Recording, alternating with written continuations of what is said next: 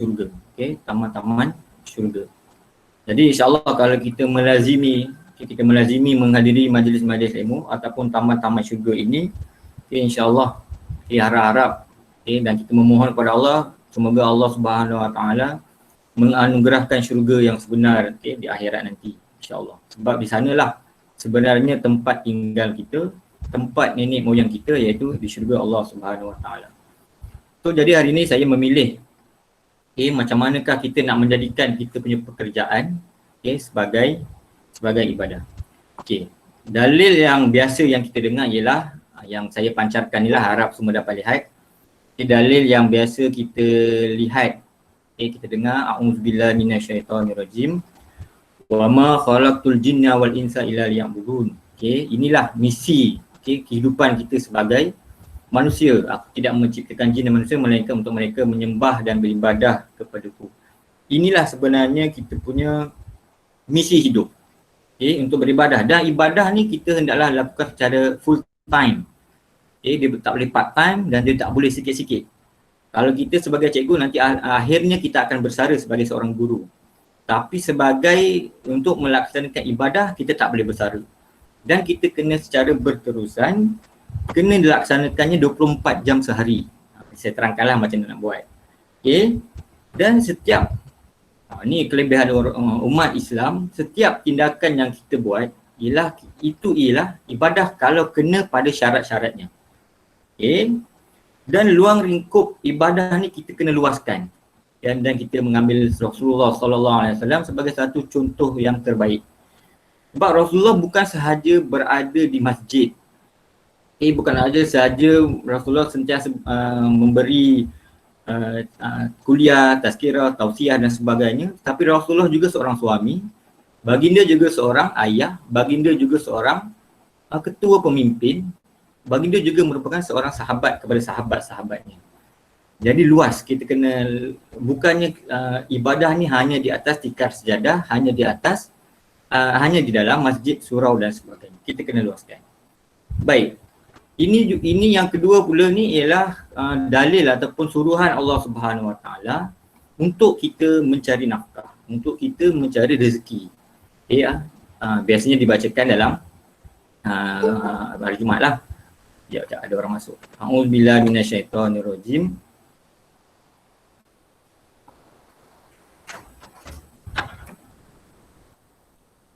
Idza qudiyatis salatu fantashiru fil ard wabtaghu min fadlillahi wazkurullaha katsiran la'allakum tuflihun.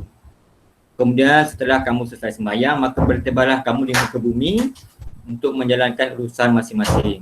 Dan carilah apa yang kamu hajati dari limpah kurnia Allah, serta ingatlah akan Allah banyak-banyak supaya kamu berjaya di dunia dan di akhirat. Jadi ini dalil untuk yang mana Allah Subhanahu Wa Taala sendiri menyuruh untuk kita keluar. Bukan setelah kita selesai sembahyang, setelah kita mengerjakan solat, kita kena keluar, bekerja, mencari nafkah.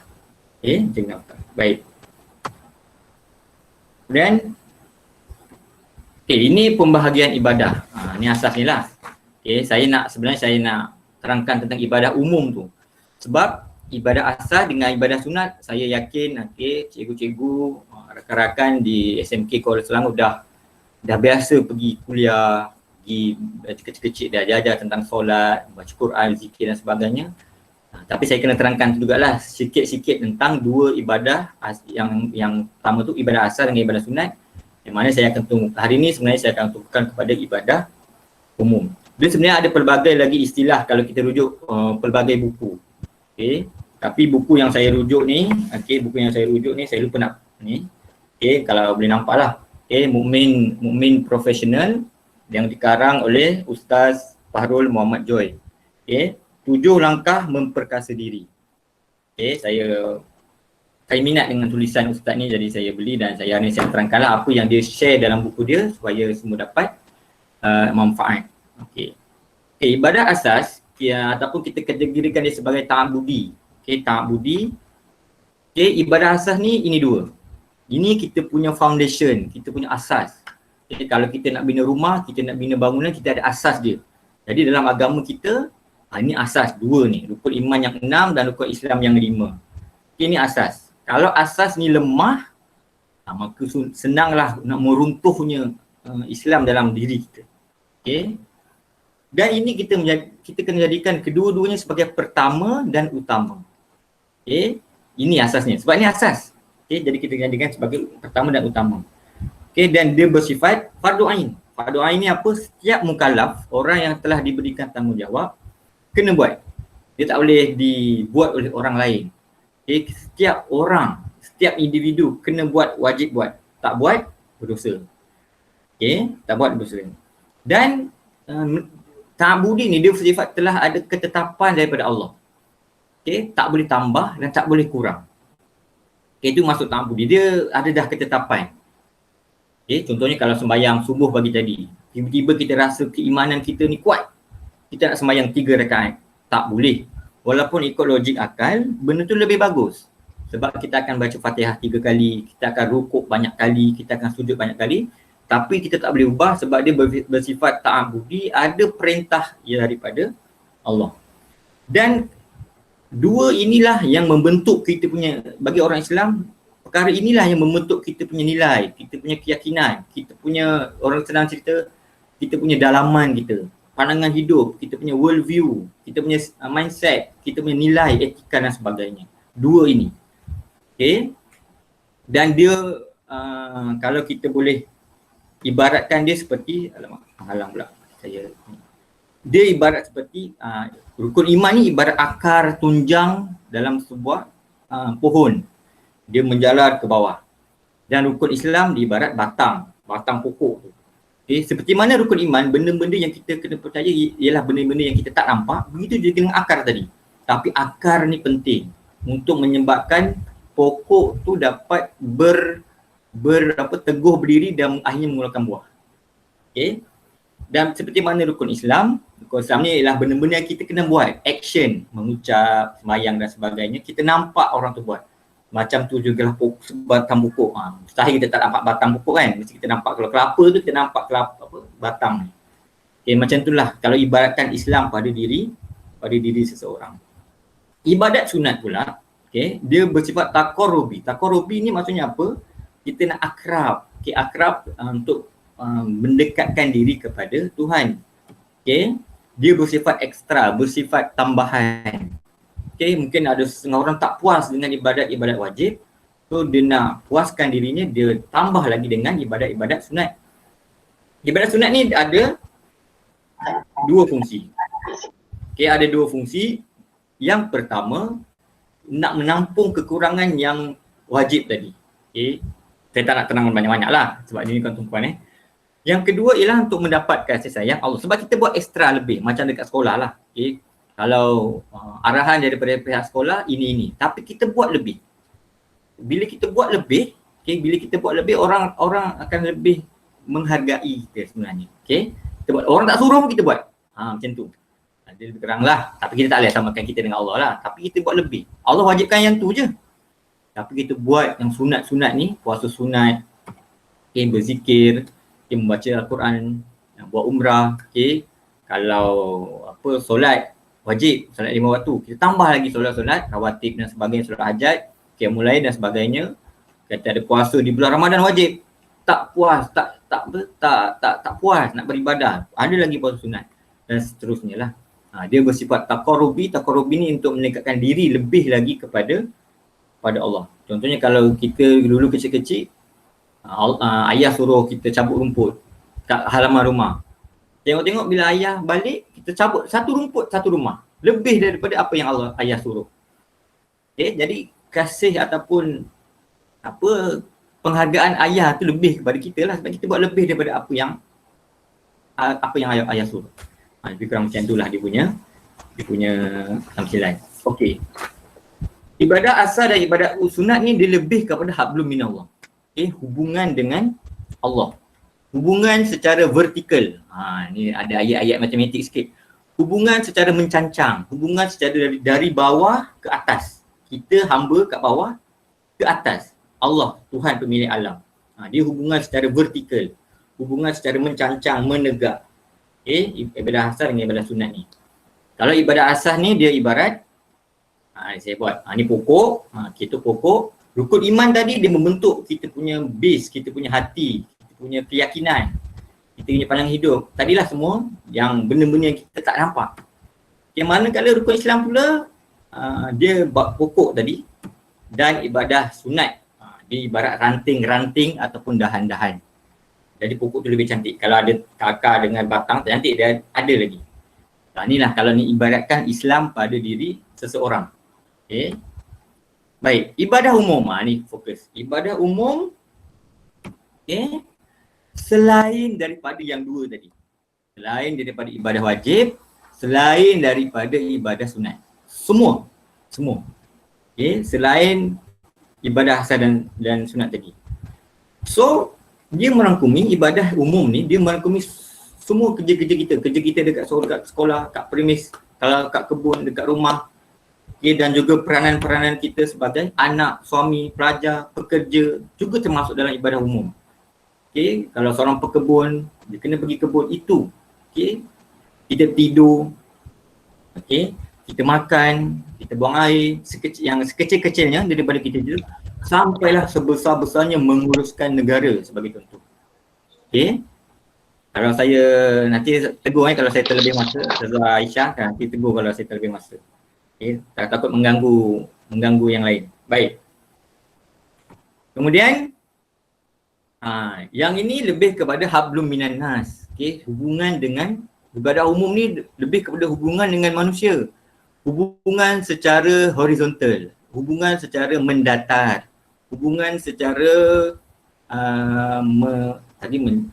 mencancang. Kalau ni saya tak ingat. Okay, secara mendatar. Hubungan kita dengan alam, hubungan kita dengan manusia dan selainnya. Okay, ini.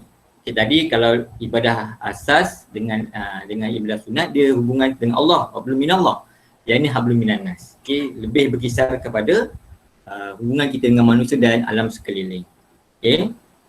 Dan sebenarnya, kehidupan kita sebagai seorang Muslim ni, dia berpindah-pindah daripada jenis ibadah.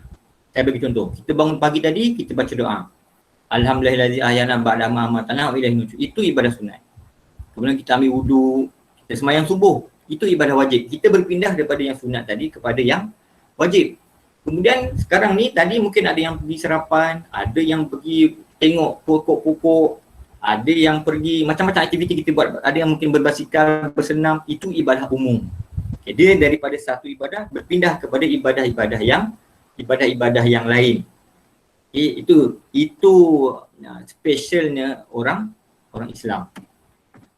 Okay, ini saya ambil pokok tadi. Di manakah kedudukan ibadah umum? Ibadah umum ni ibarat daun-daun dan buah yang terhasil daripada sebuah pokok tadi. Dan sebenarnya di sinilah nampak keindahan Islam, kesyumulan Islam. Bukan saya tak nafikan yang ibadah sunat dengan ibadah asas tadi. Okay? Tapi itu sebagai foundation. Tapi orang-orang yang bukan Islam, dia nampak kita sembahyang apa semua. Tapi yang dia lebih nampak ialah daripada segi ini. Yang dari segi itulah dia lebih nampak kita punya kesyumulan agama kita. Okay, macam mana orang Islam ni bereaksi. Okay, macam mana orang Islam ni beraktiviti. Okay, dia nampak macam ni dan sebagainya. Dan saya mengharapkan supaya semua warga, guru dan siapa-siapa yang mendengar ni, kita dapat menjadi ejen kepada agama kita. Tak semestinya guru-guru agama dan guru-guru, ustaz-ustazah, mufti dan sebagainya. Kita semua yang orang Islam perlu menjadi ejen kepada Islam. Dengan mempertayangkan, dengan inilah mengikut, dengan menjadikan segala tindak tanduk kita ni sebagai ibadah. Okay. Nampak kecantikan Islam tu. Okay. Ini saya dapat beritahu tadi lah, seluruh aktiviti hidup. Okay. Seluruh aktiviti hidup. Dan kebanyakannya bersifat fardu kifayah. Okay, bersifat fardu kifayah, yang tadi fardu ain, yang ni bersifat fardu kifayah. Dan kalau kita perasan, 75% dan hingga 90% waktu yang kita ada tertumpu pada ini. Kita lihat kalau kita sembahyang, berapa minit kita sembahyang. Okay, berapa lama kita baca Quran. Berapa lama kita berzikir. Okay. Jadi kita jangan menafikan aspek ibadah umum ni. Okay. Sebab tu saya tak menerangkan tentang ibadah asas dengan ibadah sunat secara lebih mendalam. Sebab saya yakin guru-guru semua dah lebih arif, dah lebih mahir daripada saya yang masih muda ni lah. Okay, baik. Cuba kita fikirkan. mana yang lebih dominan? Okay, kita pegang tasbih ataupun kita pegang mouse. Mesti kita lebih lama memegang mouse. Okay. Mana lebih lama? Pegang Al-Quran atau kita pegang handphone ataupun kita menghadap komputer. Lagi zaman sekarang yang kita kena buat PDPR ni. Kita sebenarnya lebih lama, banyak menghadap handphone atau komputer. Mana lebih lama berada di masjid ataupun pejabat. Lagi sekarang dah tak boleh berada di masjid. Kan? Kita lebih lama berada di pejabat. Mana lebih lama kita bercakap dengan Allah melalui solat atau kita berbual dengan kawan-kawan, dengan klien, dengan anak-anak, dengan pelanggan dan sebagainya, dengan ibu ayah dan sebagainya. Okay, jadi ibadah umum ni lebih luas ataupun lebih lama kita peruntukkan masa. Okay. Baik, dan ingat saya dah beritahu tadi, kita kena jadikan hidup kita ni 24 jam untuk ibadah. Okay, ibadah. Dia betul-betul ibadah asas, sunat, lepas tu masuk ibadah umum, lama, nanti zuhur kita masuk balik ibadah asas balik dan sebagainya. Okay, kita kena 24 jam. Tapi nak jadikan dia sebagai ibadah, suatu kerja tu bukan senang-senang. Dia ada syarat dia. Okay, sebenarnya syarat yang utama dan terasnya ialah dua. Nak jadikan suatu amalan tu diterima. Pertama, ikhlas. Kita buat apa-apa pun kerana Allah. Yang kedua, ittiba, mengikut apa yang Nabi buat. Dua ni. Tapi para ulama' dia telah membincangkan perkara ni dan dia terpecah lagi. Dua ni dia fokuskan lagi, dia perincikan lagi. Dua syarat yang saya terang tadilah. Iaitu dia ada 6. Dia lain buku, lain dia punya syarat. Ada yang letak 5, ada yang letak 3. Tapi saya dah terangkan tadi, saya berlandaskan kepada buku ni. Okay, buku yang ni. Jadi dia kata ada 6 syarat. Okay, yang semua ni. Okay, saya pergi cepat lah. Okay, saya pergi cepat takut masa semua nak kejar kelas kan. Okay, pertama niat yang baik. Niat kita ataupun tujuan kita, kita tak perlu, niat ni kita tak perlu cakap pun. Kita kena, dia lintasan hati tau, lintasan hati. Okay. Dan kita kena niatkan untuk kaitkan ianya dengan Tuhan. Okay, sebagai contoh, kalau kita kata kenapa kau pergi kerja? Aku kerja nak cari rezeki. Kalau macam tu kita sama dengan orang bukan Islam. Sama je. Okay, tapi kalau kita kaitkan dengan Allah, aku bekerja cari rezeki kerana Allah yang suruh. Allah yang suruh kita bekerja tadi. Saya dah pancatkan tadi. Ataupun aku mencari rezeki kerana Allah yang wajibkan atas dasar sebagai kalau saya lah sebagai ketua keluarga memang kena mencari nafkah sebagai seorang ketua keluarga macam saya. Okay, sebagai seorang suami, sebagai seorang ayah. Ataupun kalau kita suka bersenam, aku bersenam supaya kita sihat. Bila kita sihat, kita mudah untuk tunaikan ibadah. Kita kaitkan dengan Allah.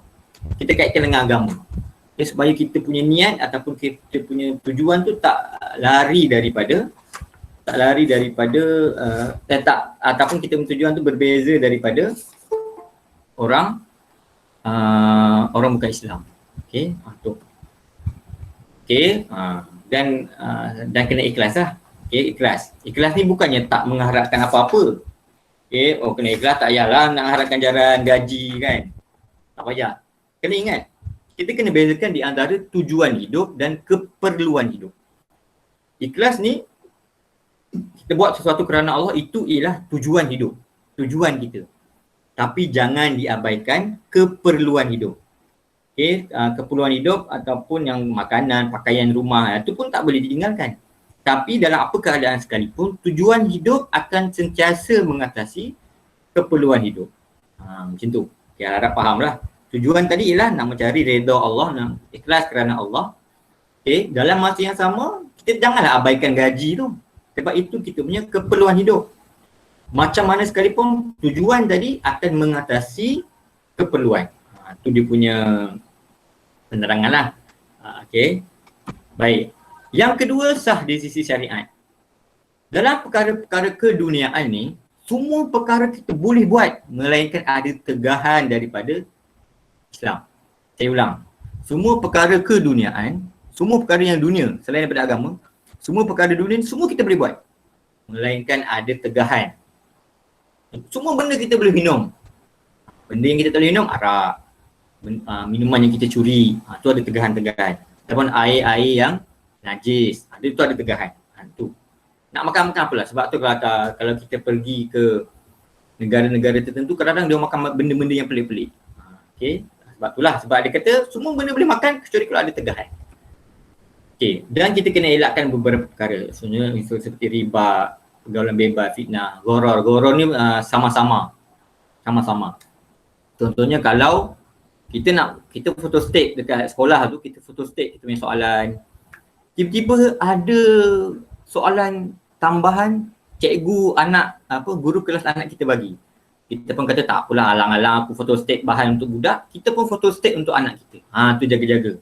Tak boleh. Kita gunakan harta kerajaan. Melainkan printer tu kita punya. Printer tu kita punya. Tapi kita ingat kita print dekat sekolah. Guna lettertik sekolah pula. Tu goror kita panggil. Kita print kat rumah yang senang. Okay. Yang ketiga, pelaksanaan yang betul. Pelaksanaan yang betul. Pertama ialah selaras dengan apa yang Allah telah tetapkan. Ni, curi masa, lambat masuk kelas, bazir sumber, aircon pasang sampai 2-3 sampai tak tutup-tutup aircon sekolah tu. Sabotaj, melawan pihak atasan. Yang atasan pula menindas bawahan. Ini kena elakkan lah. InsyaAllah dekat aku sel tak ada. Cakap awal-awal. Tapi kalau macam masuk kelas tu, kita kena masuk masa itu dah ditetapkan 10-10, kita kena masuk kelas. Nanti pukul 10, kita dah diaturkan PTPR ni, kena ni pelaksanaan yang betul. 10 tu kita kena present ke budak tak respon ke apa, itu kita tak boleh kawal.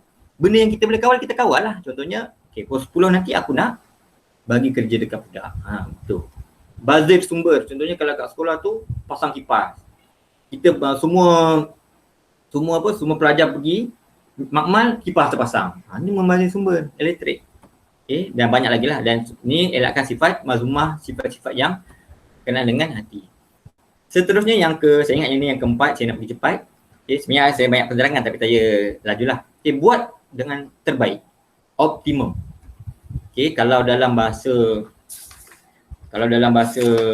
Arab ni kita panggil itqan. Itqan.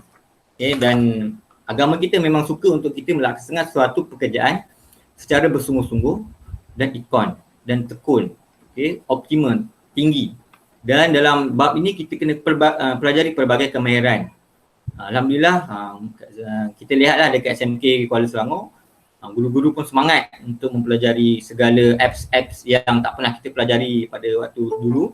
Kita belajar macam-macam, kita pelajari kemahiran dan kita cuba tingkatkan.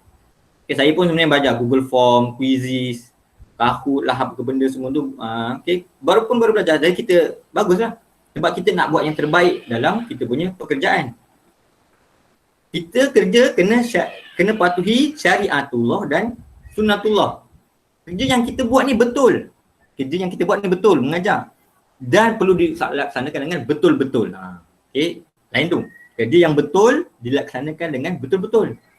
Kerja yang betul, syariatullah, mengerti syariat. Dan sunnatullah ni maksudnya aturan Allah. Kalau kita buat secara betul-betul, insyaAllah kesannya natijahnya akan lebih tinggi. Dan kemahiran ni terbagi kepada dua. Satu, hard skill.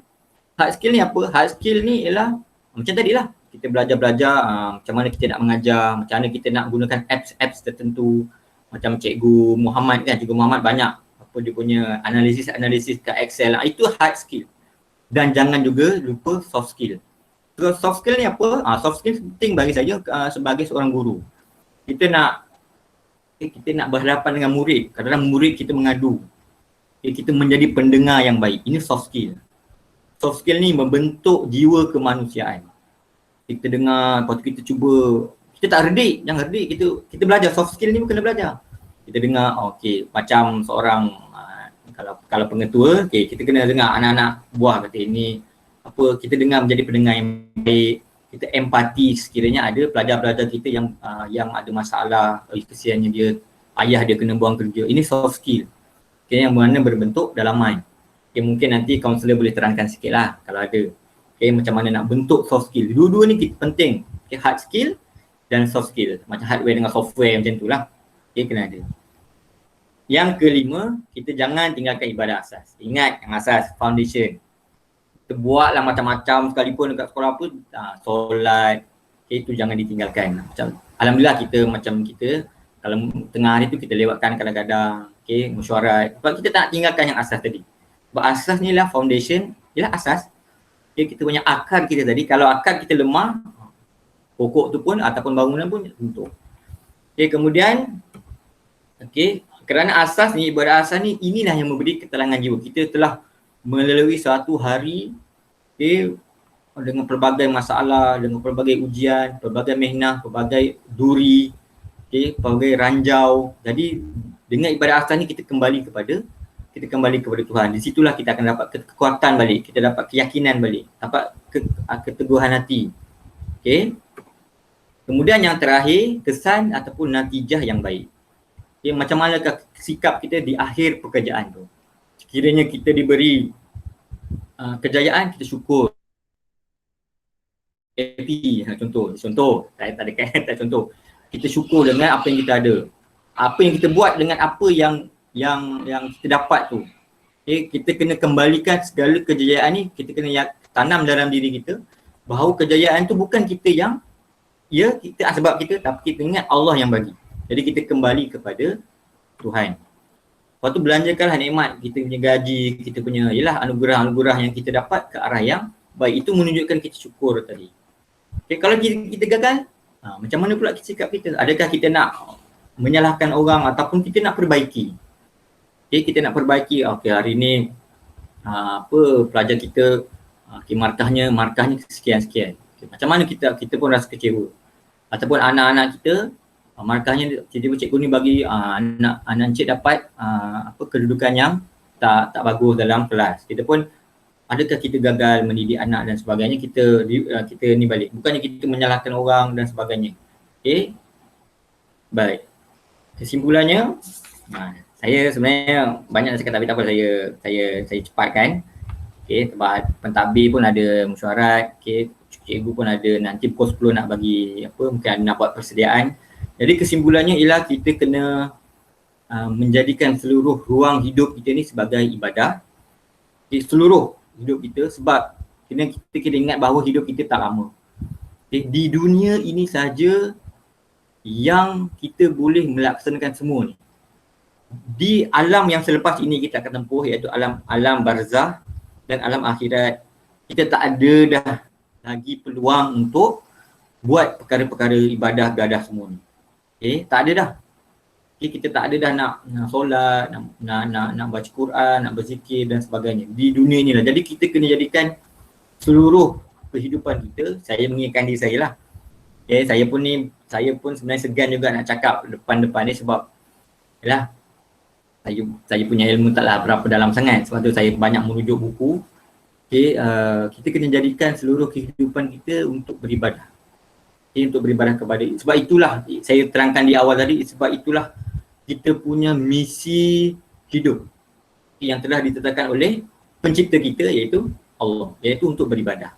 Jadi kena jadikan ni seluruh hidup kita hidup tak lama. Okay, 60 tahun, 70 tahun. Jadi kena jadikan dia, kita kena collect, kena banyakkan menuai, mencucuk tanam. Ada satu kata-kata dunia mazra'atul akhir. Dunia ni ladang tanaman, okay, ataupun persediaan untuk persediaan kita untuk di akhirat nanti. Okay, sebab setelah kita meninggal, kita dah tak ada chance dah nak beribadah. Semua ni tak ada. Jadi sebab itulah Allah kata kita kena jadikan seluruh kehidupan kita untuk beribadah kepada Allah Subhanahu Wa Taala. Itulah kelebihan orang yang. Okay, baik. Sebelum saya mengakhiri ni, kalau tuan-tuan nak baca lanjut, okay, boleh beli buku yang tuan-tuan nampak dekat depan. Okay, dia bila saya tengok dekat kedai buku, dia punya cover depan dia tu dah tukar. Dia tulis Mukmin Profesional. Sebab saya beli ni dah lama, dalam 10 tahun lepas saya rasa saya beli buku ni. Okay, dan dia agak menarik. Kalau nak tahu, Ustaz Parul Muhammad Joy ni dululah dia merupakan pengarang ataupun editor kepada majalah Solusi kan. Dia biasa kalau tuan-tuan biasa baca majalah tersebut lah. Okay, kalau nak beli CD dia boleh beli. Okay, dekat iCam dia dulu ada buat. Dia menerangkan lebih lanjut tentang Mukmin Profesional ni. Okay, apa isi kandungannya boleh tengok dekat belakang. Ini CD1 dan CD2. Kalau nak tahu lebih lanjut, mungkin penerangan saya tak sampai, tu bolehlah beli dekat, ada tu, ada laman web tu, boleh belilah, sangat menarik. Harga sini saya ingat satu RM20, jangan beli cetak rompak lah. Okay. Dan ni kenangan saya bersama dengan dia lah. Pada pesta buku dekat PWTC, saya ingat 2 tahun lepas. Jadi saya gembira sangat sebab saya banyak beli buku dia. Okay, ini antara koleksi buku yang saya beli. Semua tulisan dia sebab saya minat. Ada 8 tambah 5, 13, termasuk yang saya terangkan ni 14. Ada lagi buku-buku dia tapi saya tak, tajuk tu saya tak kena pada saya, jadi saya beli yang ni lah. Jadi kalau nak bacaan tambahan, bolehlah beli buku ni. Cuma dia dah, cover dia dah baru, dia dah macam revise balik, dia dah buat edisi tambahan balik. Okay, jadi harap-harap semoga apa yang saya sampaikan ni dapat memberi manfaat. Okay, dan seterusnya saya minta maaf lah sekiranya apa yang saya sampaikan ni mengguris hati mana-mana pihak ataupun tidak sampai tujuannya. Okay, saya meyakini saya pun insan yang banyak kesilapan. Siapa yang kenal diri saya mungkin inilah, tapi saya cubalah untuk sampaikan. Telah diberikan amanah untuk menyampaikan tazkirah pada pagi ini. Jadi saya ingat sampai situ sajalah. Kalau ada apa-apa nak teguran ataupun nak tegur saya, nak bacaan lebih lanjut, okay, dan sebagainya, boleh PM lah. Tanya saya lah, nak beli kat mana, okay, nak apa, yang tadi nak buku ni, nak pinjam ke, okay, buku-buku yang saya terangkan tadi nak tengok dulu ke, adalah. Nanti kalau ni PM saya boleh bawa. Okay, dan saya yakin guru-guru yang mendengar ni pun lebih banyak ilmunya daripada saya. Harap apa yang saya sampaikan ni dapat menyentuh, dan saya haraplah supaya di-sharekan kepada orang-orang yang tak dengar lah. Okay, tak dengar, supaya itu juga menjadi ganjaran pahala yang berterusan kepada saya dan tuan-tuan lah. Saya minta maaf. Satu lagi, sebenarnya saya lebih suka untuk diri saya digelar cikgu lah. Okay, ustaz ni dia macam berat sikit. Okay, kalau orang apa kata Cikgu Arif, kalau Ustaz Arif ni macam berat sikit. Okay, tapi tak apa, panggil Ustaz pun tak apa. Okay, tapi saya selesa. Kalau tanya saya lebih selesa panggil diri saya sebagai cikgu lah, seorang cikgu. Baik, itu sajalah tazkirah singkat daripada saya. Minta maaf kalau mengambil masa. Sekian, wabillahi taufiq wal hidayah. Wassalamualaikum warahmatullahi taala wabarakatuh. Jadi saya serahkan kembali kepada Ustazah Aisyah lah sebagai pengerusi majlis. Baiklah, jazakallah khairan kasiran kepada Al-Fadil Ustaz Elias Cikgu Arif ya, yang alhamdulillah dapat berkongsi ya